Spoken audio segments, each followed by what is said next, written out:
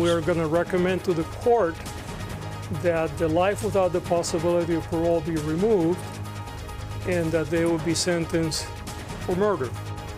LA County DA George Gascón delivers his long-awaited decision in the case of the Menendez brothers in the 1989 murder of their parents.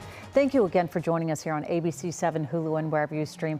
I'm Colleen Sullivan in for David Ono. And I'm Ellen Leyva. Gascón will ask the court to resentence the brothers. This could pave the way for Erik and Lyle Menendez released from prison. ABC's Matt Gutman was at the press conference today and has the latest developments from downtown LA. Colleen and Ellen, just a couple of atmospherics for folks who maybe watched the press conference at home but weren't out here. So there were actually these young people who'd been lined up because they had been interested in this from TikTok and the Netflix series. So they were just waiting out here to hear the results. And inside that room with DA Gascón, there were audible gasps of "oh, wow" by family members who had not been briefed about what he was going to say, essentially calling for the immediate parole of the Menendez brothers. And I sat down with him a few minutes after that press conference, and he was telling me that even if the allegations of sexual abuse had had no merit, he still would have called for their resentencing from life without parole to 50 years to life, and recommending that they be released under the youthful offender mitigation. So he was saying that just legally speaking, I would try to roll this back because they have been such model prisoners. And his team says not just model prisoners in terms of their own personal behavior, but also enriching the community around them in prison.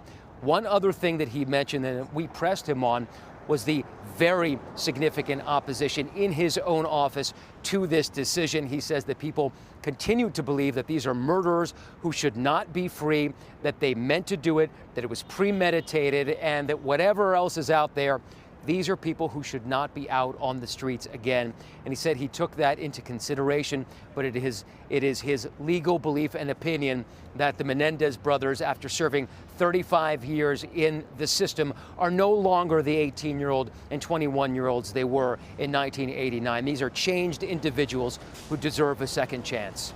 Back to you. All right, Matt, thank you. The lawyers for the Menendez family just held a press conference. We heard from family members earlier today, and there's high-profile attorney Mark Garagos moments ago. I will tell you that the family is uniform behind me in their resolve that these boys need to come home, and today is a monumental victory on that path. And let me explain to you why. The DA today initiated resentencing. Any minute may have already been done.